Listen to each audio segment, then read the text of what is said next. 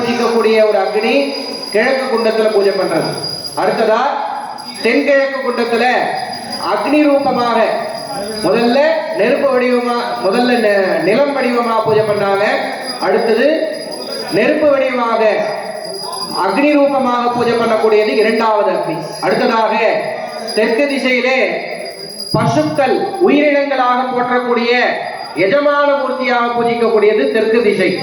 அடுத்ததாக நைருத்தின்னு சொல்லக்கூடிய கன்னிமூலத்திலே பூஜிக்கக்கூடியது சூரிய வடிவமாக பூஜிக்கக்கூடிய தேவதை. அடுத்ததாக மேற்கு திசையிலே பூஜை பண்ணக்கூடியது நீர் வடிவமாக இருக்கக்கூடிய சக்தி. அடுத்தபடியாக வாயு கோண மூலை என்று சொல்லப்படுகின்ற வடமேற்கு திசையிலே பூஜிக்கக்கூடியது வாயு சக்தி, காற்றின் சக்தி. அடுத்தபடியாக வடக்கு திசையிலே பூஜை பண்ணக்கூடியது இந்து என்று சொல்லப்படுகின்ற சந்திரனுடைய சக்தி.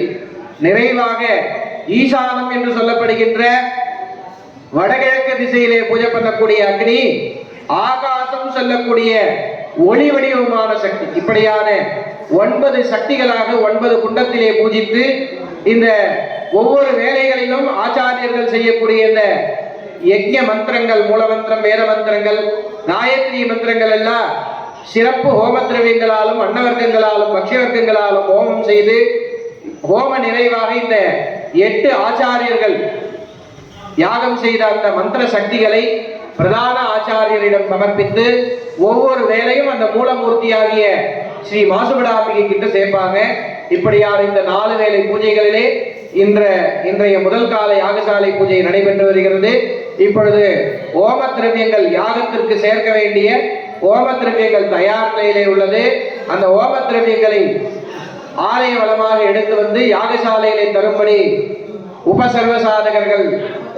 உபசர்வசாதகர் அவர்கள் இதை கண்காணித்து இந்த தகுதியான இந்த ஓம திரவியங்களை உபயதாரர்களிடம் கொடுத்து ஆலய வளமாக எடுத்து வந்து யாகசாலைக்கு கொடுக்கும்படி அன்போடு கேட்டுக்கொள்ளப்படுகிறார்கள். மேற்படி